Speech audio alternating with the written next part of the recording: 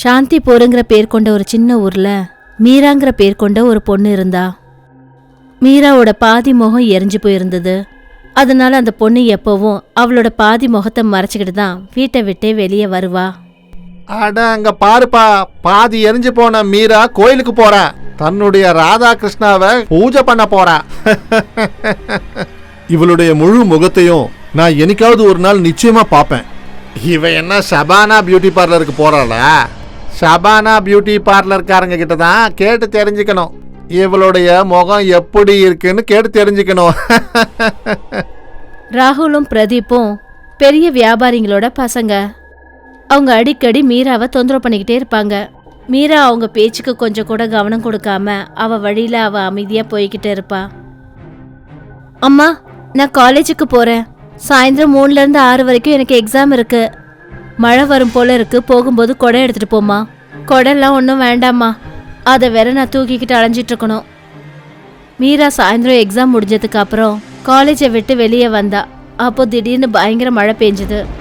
அவ சில மணி நேரம் ஒரு கடைக்கிட்ட நின்றுகிட்டு இருந்தா. ராத்திரி மழை நின்னதுக்கு அப்புறம் மீரா அவங்க வீட்டை நோக்கி நடந்து போனா. ரோட்ல எல்லாம் தண்ணி தேங்கி இருந்துச்சு. அதனால ரோட்ல ஒரே சகதியா இருந்தது. திடீர்னு மீரா மேல யாரோ ஒரு சின்ன கல்லை வீசி எரிஞ்சு அடிச்சாங்க. யாரங்க?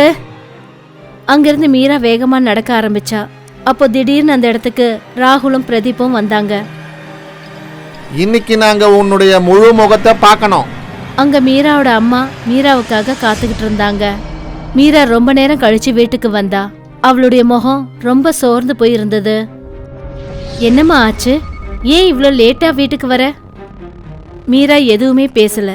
ரொம்ப அமைதியா தன்னோட அறைக்குள்ள போயிட்டா. அங்க ராகுலும் பிரதீப்பும் ராத்திரி ரொம்ப நேரமா அவங்க வீட்ல ட்ரிங்க்ஸ் பண்ணிட்டு இருந்தாங்க. எவ்வளோ பயங்கரமான முகம், நான் இது வரைக்கும் பார்த்ததே இல்லை, இனிமேலும் பார்க்க கூடாது. அப்போ திடீர்னு அவங்க வீட்டு கதவை யாரோ தட்டினாங்க. இந்த ராத்திரி வேளையில யார் வந்திருப்பாங்க? ராகுல் கதவை திறந்தான். ஆனா அந்த இடத்துல அங்க யாருமே இல்ல. அவன் கதவை மூடிட்டு மறுபடியும் சோஃபால வந்து உக்காந்தான். ஏதாவது குழந்தையா இருக்கும்னு நினைக்கிறேன். மறுபடியும் யாரோ கதவை தட்ட ஆரம்பிச்சாங்க. சரி, நான் போய் பார்க்கறேன். பிரதீப் போய் கதவை திறந்தான். கதவு கிட்ட முகம் மூடப்பட்டு கையில தீப்பந்தத்தோட ஒரு பயங்கரமான பேய் நின்னுட்டு இருந்துச்சு. அந்த பேய் தன்னோட கையால பிரதீப்போட கழுத்தை பிடிச்சது. தீப்பந்தத்தால அவன் முகத்தை எரிச்சுது. ராகுல் கதவு கிட்ட போய் பார்த்த போது பிரதீப்போட முகம் எரிஞ்சு போனதை அவன் கவனிச்சான். ஆனா அக்கம் பக்கத்துல யாருமே இல்ல. யார் அது? யார் உன்னுடைய முகத்தை எரிச்சது? யாருன்னு தெரியல, ஆனா அது ஏதோ ஒரு பேய். என்ன உடனே ஹாஸ்பிட்டலுக்கு கூட்டிட்டு போ, என்னுடைய முகம் எரிஞ்சுக்கிட்டே இருக்கு. ராகுல் காரை எடுத்தான். பிரதீப்பா ஹாஸ்பிட்டலுக்கு கூட்டிட்டு போனான். ரோட்ல ஏதோ ஒரு பொண்ணு இருந்ததை ராகுல் பார்த்தான். அட, யார் அது? எழுந்துரு, நான் என்னுடைய ஃப்ரெண்டை ஹாஸ்பிட்டலுக்கு கூட்டிட்டு போனோம், நேரம் ஆகுது. படுத்திருந்த அந்த பொண்ணு மேல எந்த ஒரு அசைவும் ஏற்படல. ராகுல் வண்டியை விட்டு இறங்கினான். அந்த பொண்ணு கிட்ட போனா. அப்புறம் அந்த ரோட்ல இருந்து 2 புறமும் 4 பேய்ங்க வந்துச்சுங்க. அந்த 4 பேயும் அந்த பொண்ணோட புடவையில நெருப்ப வச்சாங்க. அந்த பொண்ணு ராகுல் பின்னாடியே ஓடினா. அட, ஏன் என் பின்னாடியே வர? என்னை விட்டுட்டு எங்க போற ராகுல்?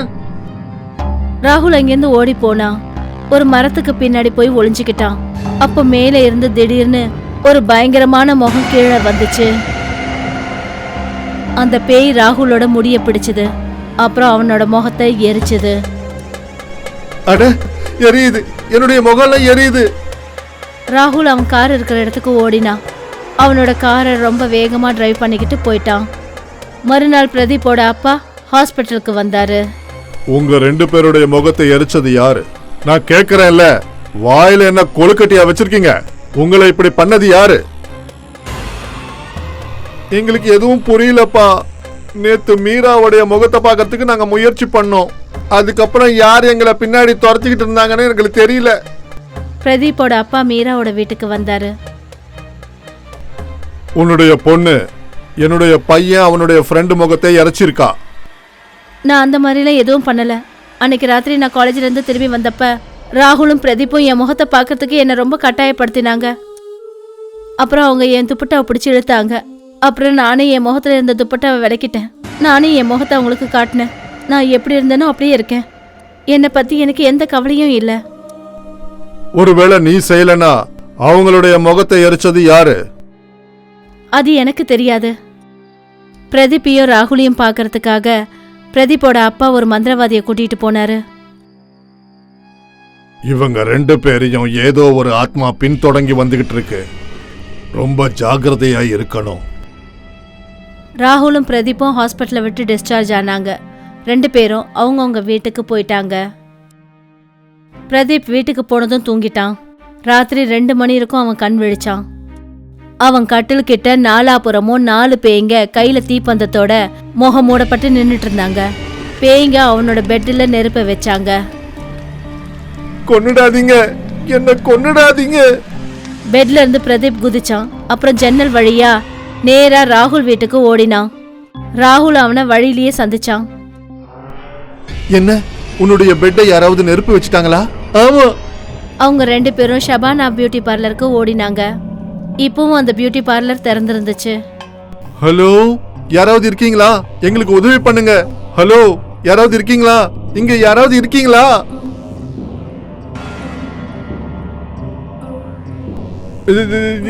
யார் நீ? என் பேரு வைஷாலி. 50 வருஷமா இந்த ஊர்ல என்னோட ஆத்மா அலைஞ்சிட்டு இருக்கு. நானும் மீரா மாதிரி பாதி எரிஞ்சு போனவன். அந்த டைம் இந்த ஊரு ஒரு கிராமமா இருந்துச்சு. ஒரு நாள் நான் வழியில நடந்து போகும்போது உங்களை மாதிரி 2 ரவுடி பசங்க என்னோட முகத்தை பார்க்கணும்னு கட்டாயப்படுத்தினாங்க. நான் என் முகத்தை காட்டலைங்கிறதுக்காக அவங்க என்னை தூக்கிட்டு போய் கிணத்துல போட்டுட்டாங்க. எனக்கு அப்ப நீச்சல் தெரியாது. அப்புறம் நான் தண்ணியில முழுகி இறந்துட்டேன். பேய் வெளியில இருந்து அந்த பியூட்டி பார்லர் கதவை மூடிடுச்சு. அப்புறம் அந்த பியூட்டி பார்லரை தீ வச்சு கொளுத்துச்சு. ராகுலும் பிரதீப்பும் உள்ள கத்திக்கிட்டே இருந்தாங்க. காப்பாத்துங்க, காப்பாத்துங்க.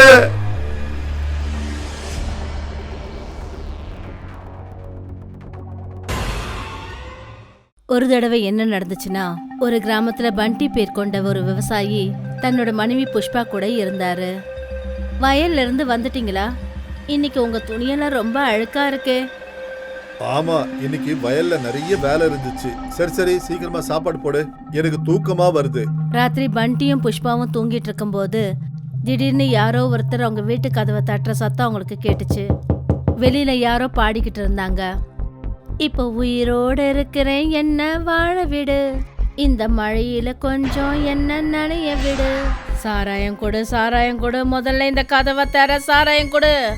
புஷ்பா, இன்னைக்கு நீ கதவை மூடாம படுத்துட்டியா? இந்த கிராமத்துக்கு மறுபடியும் அதே பேய் வந்துருச்சுன்னு நினைக்கிறேன். சீக்கிரமா போய் கதவை மூடிட்டு வா. புஷ்பா எழுந்து கதவை செக் பண்றதுக்காக போனா. ஆனா கதவை ஏற்கனவே தாப்பால் போட்டிருந்தது. புஷ்பா கதவுல காதை வச்சு கேட்டுக்கிட்டு இருந்தா. பக்கத்து வீட்டுல இருந்து பேயோட சத்தம் பயங்கரமா கேட்க ஆரம்பிச்சது. பக்கத்து வீட்டுக்காரங்க கதவை திறந்து வச்சுட்டாங்க போல இருக்கு. பேய் அவங்க வீட்டுக்குள்ளதான் நுழைஞ்சிருக்கு. இந்த பேய்ங்க கிட்ட இருந்து நமக்கு எப்பதான் முக்தி கிடைக்கும்னு தெரியவே இல்ல.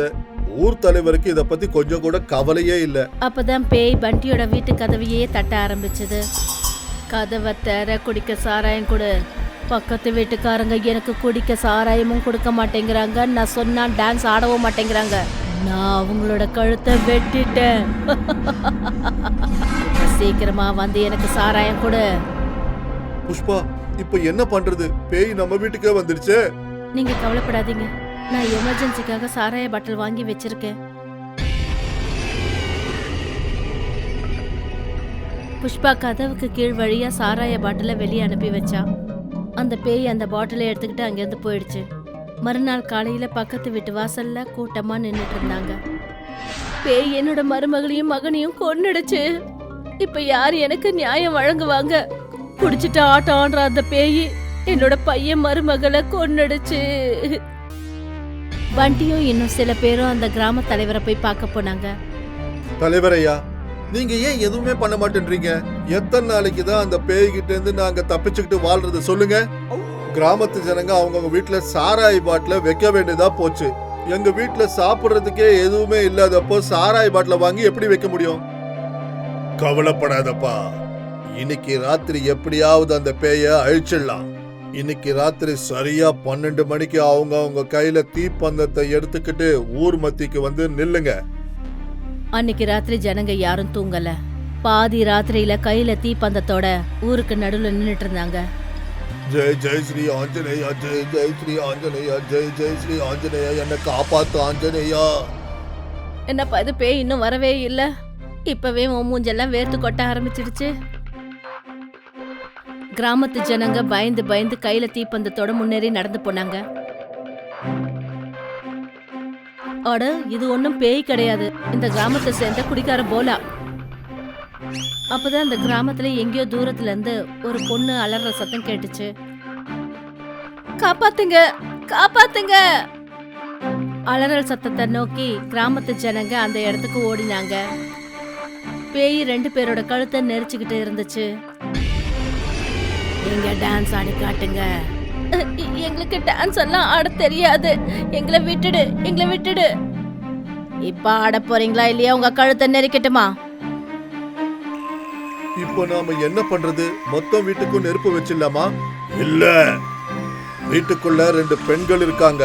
ஒருவேளை மொத்த வீட்டுக்கும் நாம நெருப்பு வச்சுட்டோம்னா அங்க இருக்கிற 2 பெண்களும் இறந்துருவாங்க. நாம ஒரு வேலை செய்யலாம். முதல்ல அந்த பேய நாம மிரட்டலாம். இங்க பாரு பேயே, இங்க இருந்து போயிடு, இல்லனா இந்த வீட்டை நாங்க நெருப்பு வச்சு கொளுத்திடுவோம். அதுக்கப்புறம் நீ எரிஞ்சு உருவில்லாம போயிடுவ. நெருப்பு வச்சு கொளுத்துங்க. அதான் 40 வருஷத்துக்கு முன்னாடி என் வாழ்க்கையே எரிஞ்சு போச்சே. இப்படி சொல்லிட்டு அந்த பேய் அவங்க 2 பேரை விட்டுட்டு அங்கிருந்து மறைஞ்சிடுச்சு. அண்ணே, 40 வருஷத்துக்கு முன்னாடி இந்த கிராமத்துல நடந்த சம்பவத்தை நாம இப்ப தெரிஞ்சுக்கணும். ஒருவேளை அந்த பேயை பத்தி நம்மளுக்கு ஏதாவது தகவல் கிடைக்கலாம்ல? அந்த அளவுக்கு வயசு முதிர்ந்தவங்க இந்த கிராமத்துல யாருமே இல்லையே. அப்பதானே 40 வருஷத்துக்கு முன்னாடி இந்த கிராமத்துல என்ன நடந்ததுன்னு நம்ம தெரிஞ்சுக்க முடியும். ஐயா, பக்கத்து ஒரு கிராமத்துல 100 வயசான முதியவர் ஒருத்தர் இருக்காரு ஐயா. ஒருவேளை அவருக்கு ஏதாவது தெரிஞ்சிருக்கலாம் இல்லையா? அந்த முதியவரை பார்க்கறதுக்காக பண்டியும் அந்த ஊர் தலைவரும் போனாங்க. அந்த முதியவர்கிட்ட அந்த தேவதாஸ் பேயை பத்தி அவங்க எல்லா விஷயத்தையும் சொன்னாங்க. தேவதாஸ் பேயா? எனக்கு ஞாபகம் வந்துடுச்சு. 40 வருஷத்துக்கு முன்னாடி நடந்த விஷயம். கிராமத்துல ஷாம்தாஸ்னு பேருடைய ஒரு பெரிய பணக்காரன் ஜமீன்தாரா இருந்தாரு. அந்த ஜமீன்தாருடைய பொண்ணு கீழ் ஜாதி பையனை ஒருத்தனை காதலிச்சா. இந்த விஷயம் அந்த ஜமீன்தாருக்கு தெரிஞ்ச உடனே இந்த ஜமீன்தார் அந்த பையனை கொண்டுட்டாரு. ஏன்னா ஜமீன்தாருடைய பொண்ணு கீழ் ஜாதி பையனை கல்யாணம் பண்ணிக்கிட்டா அந்த பொண்ணுடைய அப்பா ஜமீன்தாருடைய மூக்கு வெட்டுப்பட்டுடும்.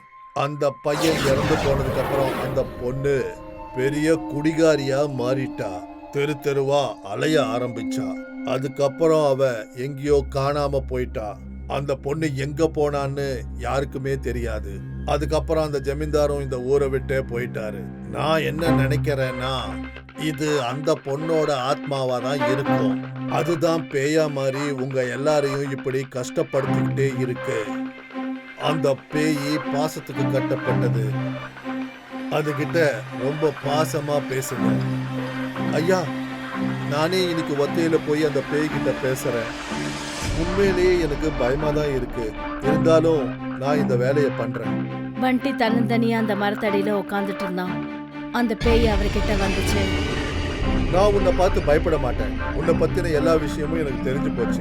உனக்கு நடந்த கொடுமைகளை பத்தி நான் ரொம்ப வேதனைப்படுறேன். ஆனா எதுக்காக எங்க கிராமத்து ஜனங்களை நீ இப்படி பண்ற? இந்த கிராமத்துல எந்த பொண்ணும் எந்த பையனும் காதலிச்சாங்கன்னா நாங்க அவங்களுக்கு கல்யாணம் பண்ணி வைக்கிறோம். எங்க கிராமத்துல நாங்க ஜாதி பேதங்கள் பார்க்க மாட்டோம். ஒருவேளை 2 பேருக்குள்ள உண்மையான காதல் இருந்துச்சுன்னா அவங்க ஜாதி என்னன்றத பார்க்காம அவங்களுக்கு நாங்க கல்யாணம் பண்ணி வைப்போம். ஒருவேளை 40 வருஷத்துக்கு முன்னாடி ஜனங்க உங்களை மாதிரி யோசிச்சிருந்தா நானும் இந்த மாதிரி ஒரு பேயா மாறி அலைஞ்சிருக்க மாட்டேன். நீ ஒரு நல்ல மனுஷனா தெரியுற. நான் உன் மேல நம்பிக்கை வச்சு இந்த கிராமத்தை விட்டே போறேன். ஞாபகம் வச்சுக்கோ, எனக்கு ஏற்பட்ட நிலைமை வேற யாருக்கும் நிச்சயமா ஏற்படக்கூடாது.